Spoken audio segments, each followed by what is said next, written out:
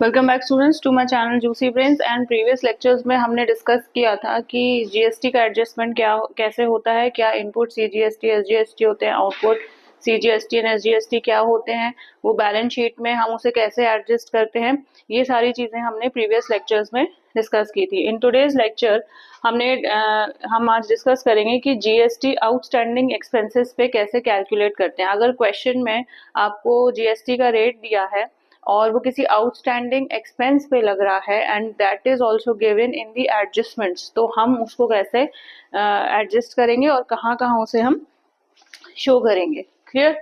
तो ये देखिए, ट्रायल बैलेंस मैंने कुछ एक क्वेश्चन लिखा हुआ है। ट्रायल बैलेंस में आपको ये फॉलोइंग इन्फॉर्मेशन दी है।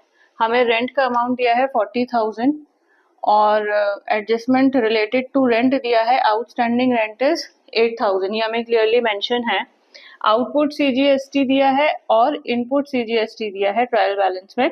ये 25,000 है और ये 15,000 है। अब मैंने आपको बता दिया आउटपुट और इनपुट सीजीएसटी क्या होते हैं, कैसे हम इसे इंटरप्रेट कर सकते हैं। इनपुट मींस जो सीजीएसटी का अमाउंट जो हमने गवर्नमेंट को दे दिया है, पे कर दिया है, और आउटपुट वो अमाउंट होता है जो हम कस्टमर्स से जीएसटी के फॉर्म में कलेक्ट करते हैं। क्लियर? तो अब इसे कैसे हमें एडजस्ट करना है। देखिए, अगर तो रेंट आउटस्टैंड, मैंने बताया आउटस्टैंडिंग एक्सपेंसेस पे जीएसटी कैलकुलेट होगा, प्रीपेड एक्सपेंसेस पे नहीं होगा। ऐसे ही एक्रूड इनकम पे जीएसटी कैलकुलेट होता है, अनअर्न्ड इनकम पे नहीं होता। क्लियर? तो यहाँ पे हमें आउटस्टैंडिंग एक्सपेंस दे रखी है। अब सबसे पहले हम पीएल अकाउंट में इसका एडजस्टमेंट करेंगे। कैसा होगा? एक तो आउटस्टैंडिंग रेंट अब एडजस्टमेंट में है तो it will be shown on two places. तो पहले तो हो गया टू रेंट और हमने इसमें आउटस्टैंडिंग ऐड कर दिया, क्योंकि हम ऐड ही करते हैं हमेशा आउटस्टैंडिंग एक्सपेंस को। आउटस्टैंडिंग रेंट लिख दिया हमने 8,000। तो एक तो हमने ये 48,000 पीएल अकाउंट में दिखा दी डेबिट साइड। क्लियर? अब इसको बैलेंस शीट में कैसे शो करेंगे? बैलेंस शीट में हमें पता है कि आउटस्टैंडिंग एक्सपेंसेस लायबिलिटी साइड आता है। Clear? This is your liability side. तो हमने आउटस्टैंडिंग रेंट लिख दिया। अब कितना अमाउंट हम आउटस्टैंडिंग रेंट में कैलकुलेट करेंगे? 8,000 आउटस्टैंडिंग रेंट था और उस पर बोला था कि it is subject to levy of CGST SGST 9%। यानी इस 8,000 पे हमें सीजीएसटी भी लगाना है और एसजीएसटी भी लगाना है। कितना? 9%। इसका 9% और इसका 9%। क्लियर? यानी कि 8,000 पे आउटस्टैंडिंग एक्सपेंस है, उस पे 9% दोनों टैक्स लगेंगे। क्लियर? तो अब फाइनल अमाउंट जब हम बैलेंस शीट में शो करेंगे तो आपको पता है कि हम सिर्फ आउटस्टैंडिंग रेंट करके उसको शो करते हैं। अब क्योंकि आउटस्टैंडिंग रेंट इस केस में 8,000 नहीं रह गई, उस पे टैक्स भी लगा 9% सीजीएसटी और 9% एसजीएसटी। तो 9,000 पे अगर 8% टैक्स लगा तो ये आ गया 720। तो 720 हम सीजीएसटी का ऐड कर देंगे और 720 एसजीएसटी का ऐड कर देंगे। क्लियर? तो ये हमारे पास कितना निकल के आएगा? अब ये आएगा 9,440। तो बैलेंस शीट में लायबिलिटी साइड जो हम अमाउंट कैलकुलेट करेंगे आउटस्टैंडिंग रेंट का, अब वो 8,000 ना होके 720 सीजीएसटी ऐड करेंगे, उस पर 720 एसजीएसटी ऐड करेंगे और फाइनली 9,440 आप उसमें शो करोगे। ठीक है? ये क्लियर हो गया? अच्छा, अब हम आ जाते हैं यहाँ पे।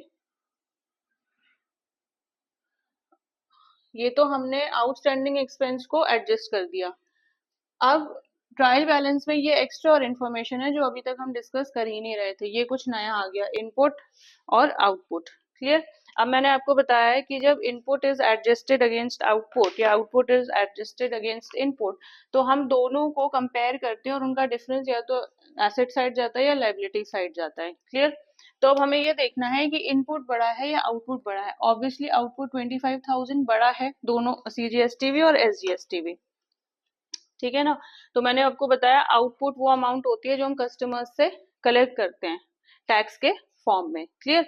यानी कि हमने कलेक्शन टैक्स के, जो हमारा टैक्स का कलेक्शन था वो ज्यादा था कंपैरेटिवली वो अमाउंट जो हमें गवर्नमेंट को टैक्स के फॉर्म में आगे पे करनी है। तो इसका डिफरेंस मैंने आपको क्या बताया था? लायबिलिटी साइड जाएगा। ठीक है? तो अब हम सिंपली इसको ऐसे लिखेंगे, दिस इज आउटपुट सीजीएसटी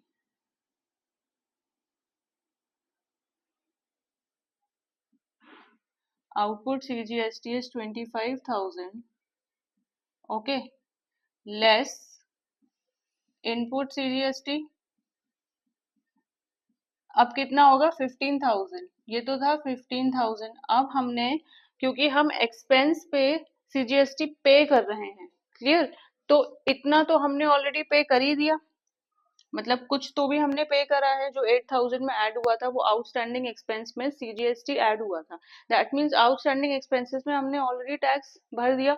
तो 15,000 में प्लस 720 जगह कितना भरा था हमने CGST 720, तो प्लस 720, तो 15,000 प्लस 720 इज 15,720। तो अब आप 15,720 इसमें से लेस कर देंगे, क्लियर, तो आएगा 9,280। Is it clear? यानी कि 9,280 अब हमें इनपुट CGST में अब हमें फाइनली 15,000 ना शो करके एक्स्ट्रा 720 भी शो करना पड़ेगा। अगर ये चीज नहीं होती, सिर्फ आउटस्टैंडिंग एक्सपेंस दिया होता एंड सिंपली आपको आउटपुट और इनपुट CGST के अमाउंट दिए होते ट्रायल बैलेंस में, तो फाइनली हम सिंपली ऐसे ही करते 25,000 माइनस 15,000, बट क्योंकि एक्स्ट्रा हमने आउटस्टैंडिंग पे भी पे करा है तो वो इनपुट CGST में ऐड हो जाएगा, आउटपुट में नहीं होगा, क्योंकि मैंने बताया आपको इनपुट वो अमाउंट होता है या तो हम कोई गुड्स को परचेज कर रहे हैं, क्लियर, या कोई एसेट को परचेज कर रहे हैं, या हम एक्सपेंसेस पे टैक्स को कैलकुलेट कर रहे हैं, क्लियर, तो इसलिए इनपुट पे 720 ऐड होगा। तो ऐसे ही ये तो CGST का केस हो गया, ऐसे ही हम SGST को भी कर लेंगे। Output SGST was 25,000, clear, less input SGST कितना है 15,000 प्लस ये भी 720 का अमाउंट था, तो ये वही आ गया 15,720। अब इसे ऐड करोगे तो फाइनली यू विल गेट 9,280, और बाद में फिर हम यहाँ पे कैपिटल से रिलेटेड एडजस्टमेंट, या तो कैपिटल की एडजस्टमेंट आप पहले कर दो, ये CGST की आखिरी में रखा करो, क्लियर, ताकि सारी चीजें जब हम पूरी तरीके से एडजस्ट कर लें उसके बाद फाइनली हमें बस हमारे माइंड में ये रहेगा कि अब हमें CGST का SGST का कैलकुलेशन एडजस्टमेंट दिखाना है, लेफ्ट रेस्ट आप पूरी तरीके से पहले ऊपर कर चुके होगे, clear.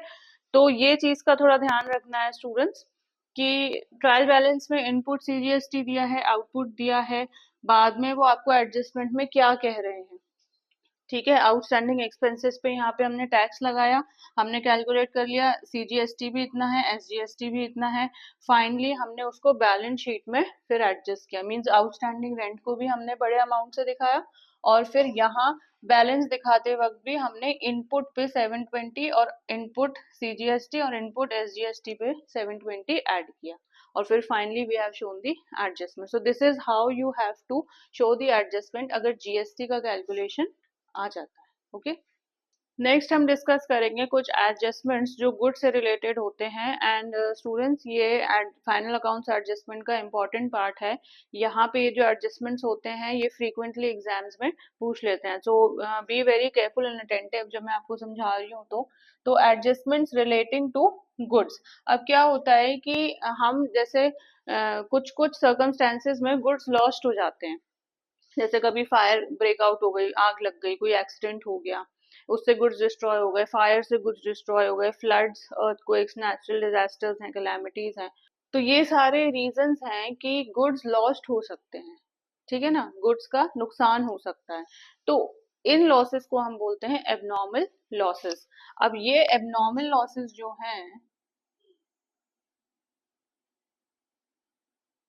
Abnormal losses of goods, तो ये दो तरीके के होते हैं, लॉस ऑफ गुड्स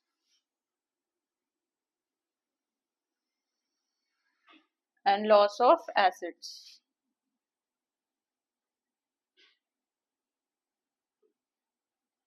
क्लियर, दो तरीके के लॉस होते हैं, एसेट्स का लॉस हो गया या गुड्स का लॉस हो गया।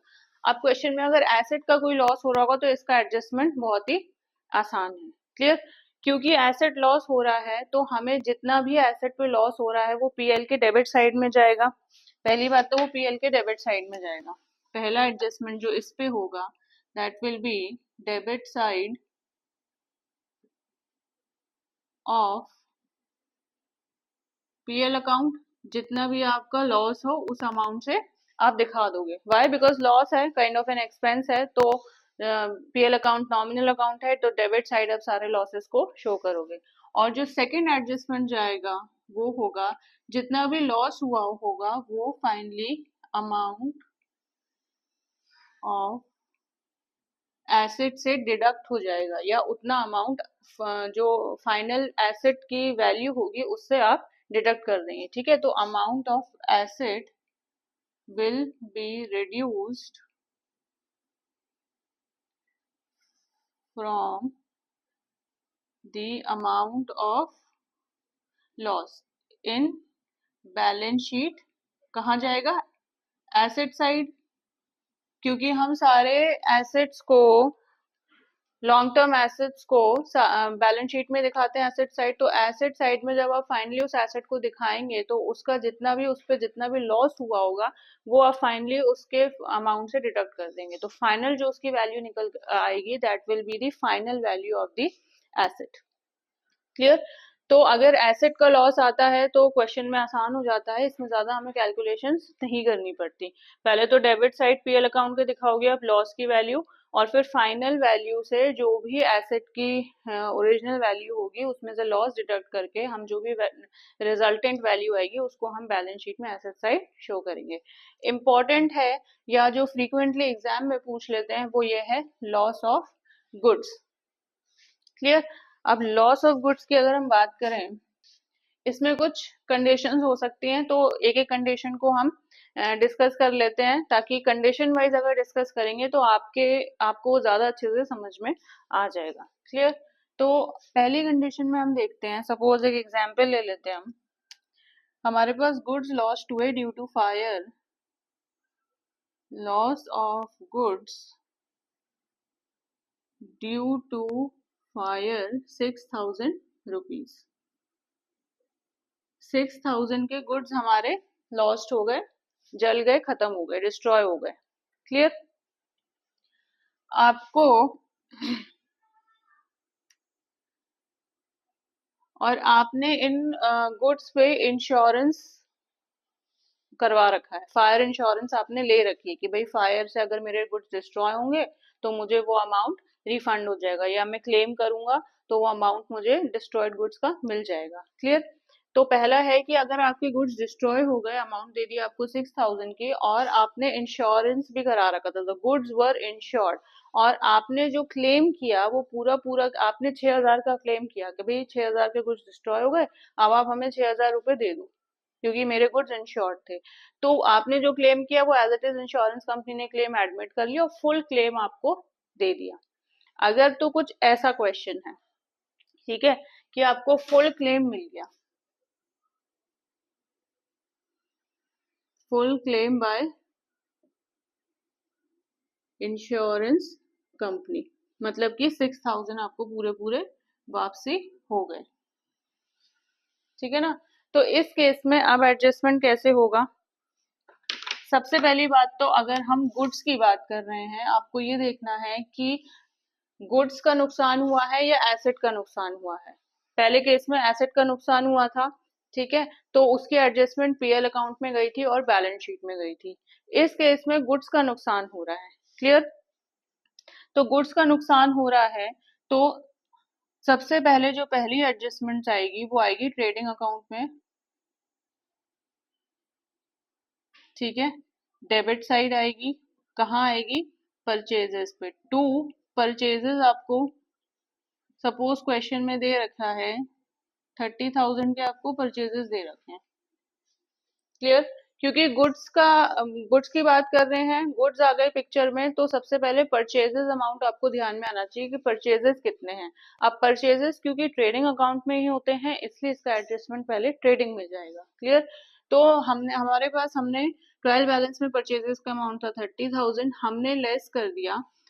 अब आपको परचेजेस से जितने भी एडजस्टमेंट है वो करने हैं। सपोज परचेज रिटर्न भी दिया है क्वेश्चन में, तो परचेजेस लेस परचेज रिटर्न, वो आपने कर लिया।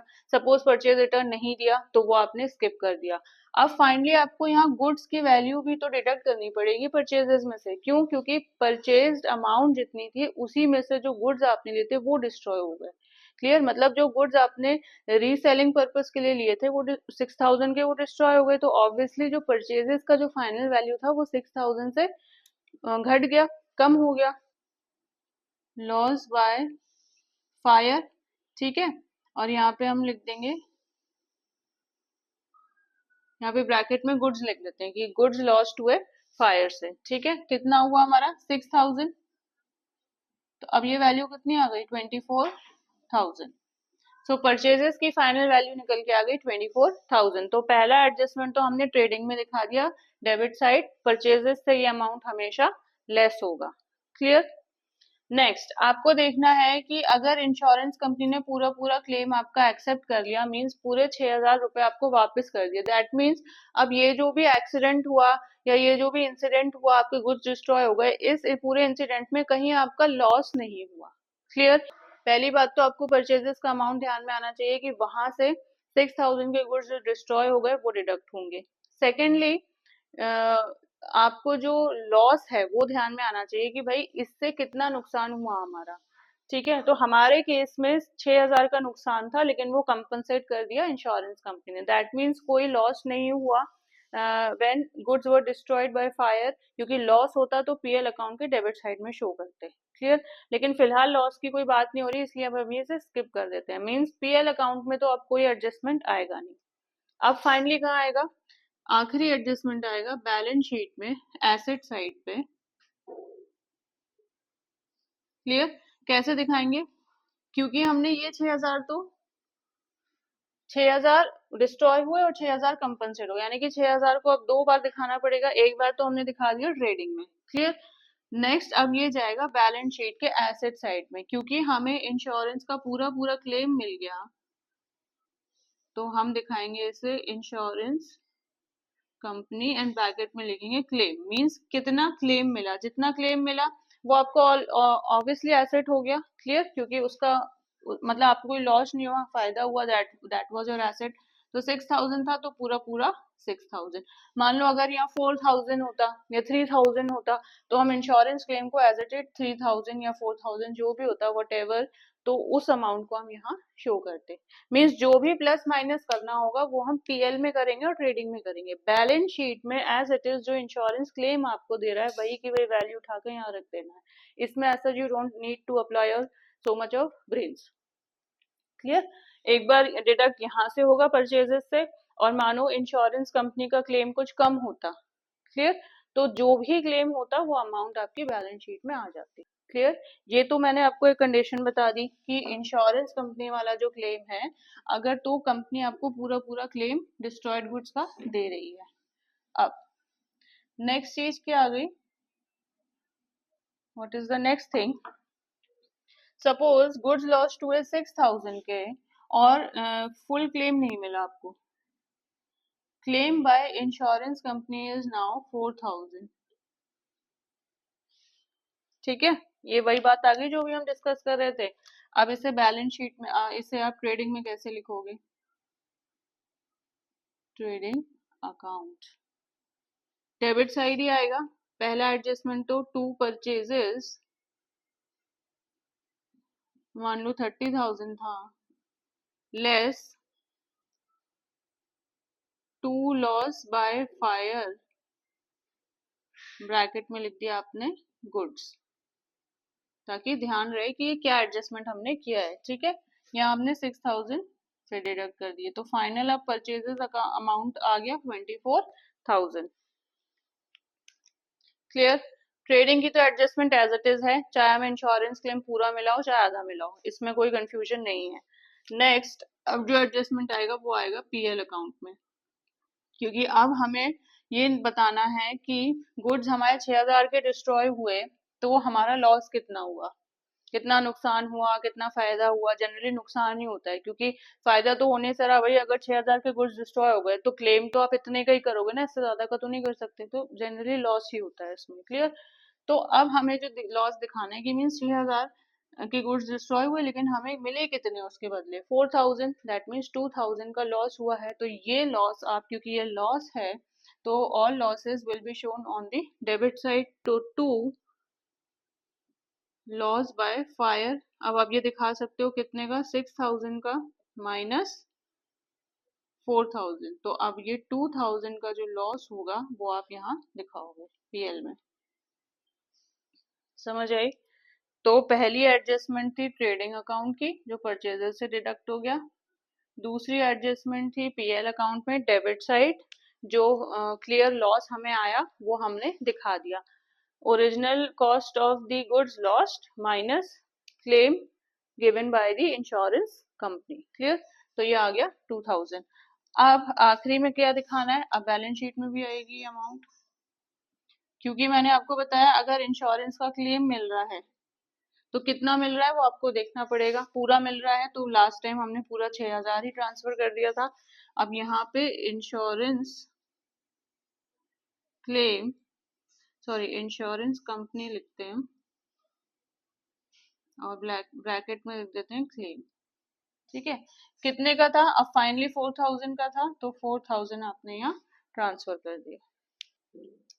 नाउ थर्ड कंडीशन ये है कि भाई गुड्स आपके डिस्ट्रॉय हो गए बाय फायर से, और उस पे इंश्योरेंस क्लेम की भी बात हो रही है और उस पे अब टैक्स भी लग रहा है। मींस आईजीएसटी का रेट आपको दिया है क्वेश्चन में कि stock of the value 6000 were destroyed, value दे दी हमें, और हमने वो स्टॉक फिर से परचेज किया paying IGST 18%। IGST is integrated goods and service tax. Clear? Means purchases within the state हमने नहीं करी, हमने इंटर स्टेट परचेज की। सपोज हम हरियाणा में है या यूपी में है तो हमने एमपी से गुड्स परचेज कर लिया या पंजाब से गुड्स परचेज कर लिया, means with in state purchase नहीं है, आउटसाइड स्टेट परचेज है। क्लियर? तो इसलिए इंटीग्रेटेड जीएसटी लगता है। तो रेट दे दिया 18%। ट्रायल बैलेंस में इनपुट आईजीएसटी का अमाउंट दे दिया, मींस टैक्स। अब आपको ये ध्यान रखना है या इनपुट है या आउटपुट है। ऑब्वियसली हम परचेज कर रहे हैं तो इनपुट टैक्स की ही बात होगी, ये कॉमन सेंस भी है, इसको आप ऐसे लिंक कर सकते हो। क्लियर? अगर इनपुट आईजीएसटी की बात हो रही है दैट मीन्स हम कहीं ना कहीं कुछ गुड्स परचेज ही कर रहे होंगे। जो डिस्ट्रॉयड गुड्स हो गए हमारे उनको हम दोबारा रीपरचेज कर रहे हैं, ये देख लो ये परचेज लिखा हुआ है। ठीक है, तो ये बात क्लियर हो गई। और परचेजेस की अमाउंट आपको दी है 82,000। आखिरी में दिया है क्लेम एडमिटेड फॉर ₹4000। क्लेम आपने 6000 का किया लेकिन 4000 ही इंश्योरेंस कंपनी ने आपको दिया। अब ये आपको क्वेश्चन समझ में आ गया किस तरीके का आ सकता है। अब क्या करना है हमें, सबसे पहले ट्रेडिंग करेंगे, ट्रेडिंग में ही एडजस्टमेंट होगी debit side. Clear?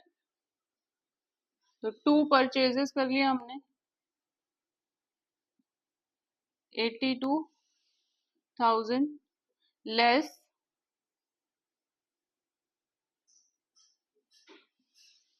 2 loss by fire, यहाँ लिख दिया गुड्स। कितना है हमारा 6000,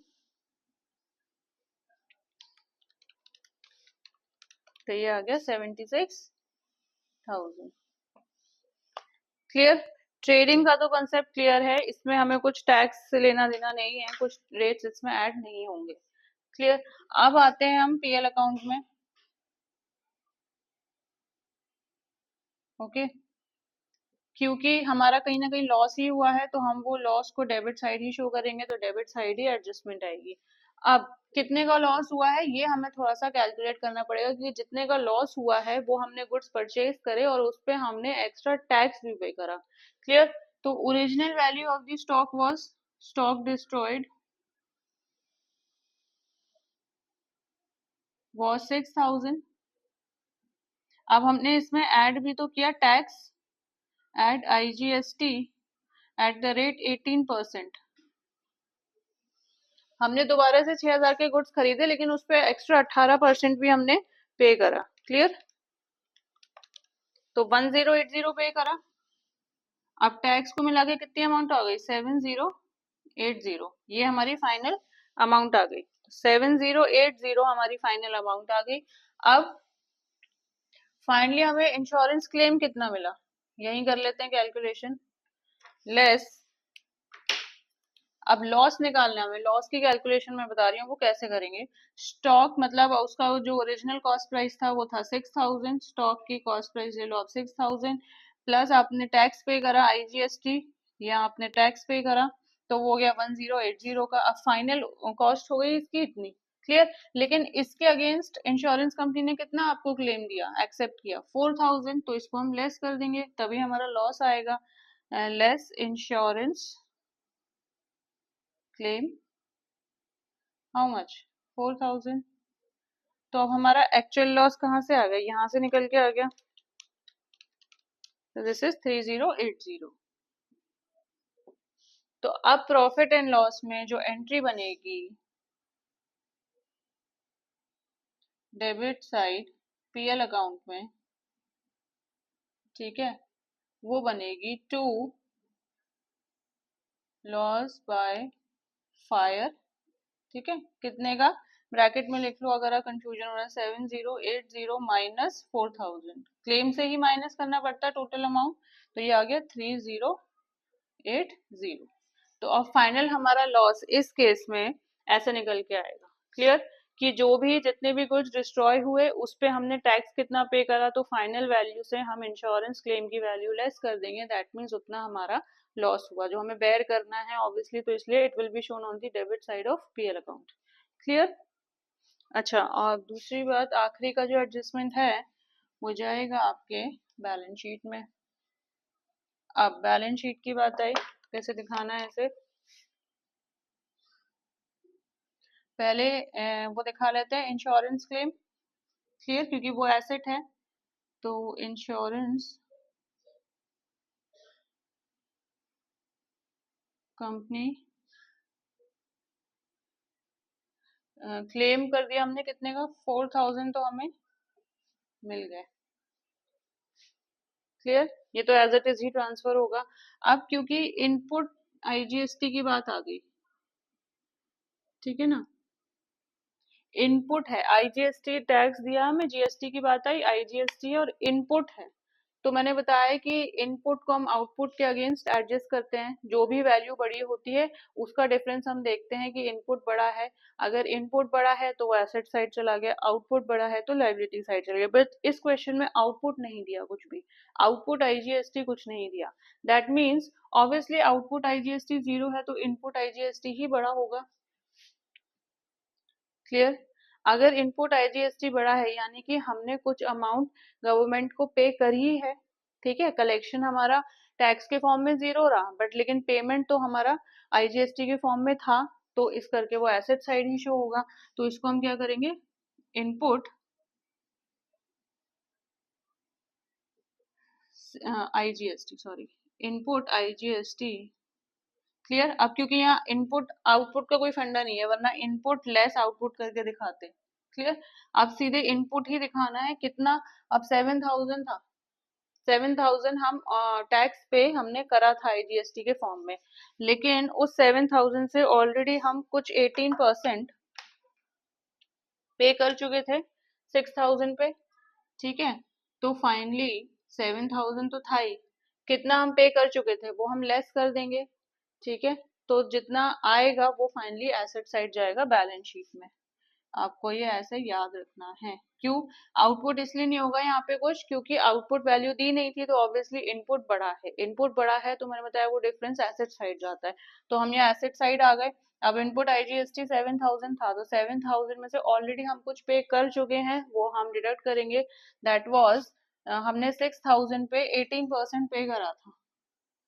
किया था ना, तो हमारा 1080 आया था, हाँ 1080, ये ऑलरेडी हम पे कर चुके हैं, तो अब हम यहाँ पूरा पूरा 7000 क्यों दिखाएंगे, तो हम 1080 को यहाँ से डिडक्ट कर देते हैं, भाई ये आ गया आपका 5920।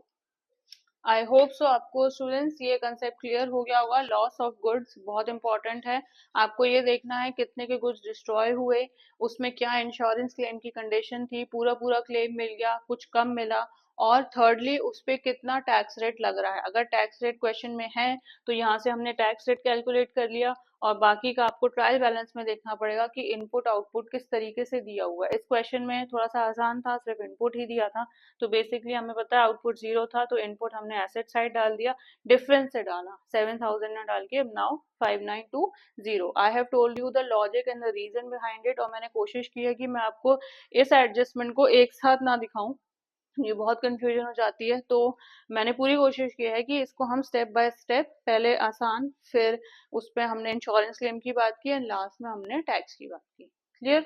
तो ये लॉस ऑफ गुड्स से रिलेटेड एडजस्टमेंट्स थे विच इज इम्पोर्टेंट, जो कोई एग्जाम में आते हैं। सो आई होप सो आपको क्लियर हो गया होगा। फिर भी अगर आपको कोई डाउट लगता है तो आप उसे कमेंट्स सेक्शन में मेंशन कर सकते हैं। सो स्टूडेंट्स, अगर आपको मेरा ये लेक्चर अच्छा लगा हो तो प्लीज़ इसे लाइक करें, इसे शेयर करें and do subscribe to my channel. See you in the next lecture.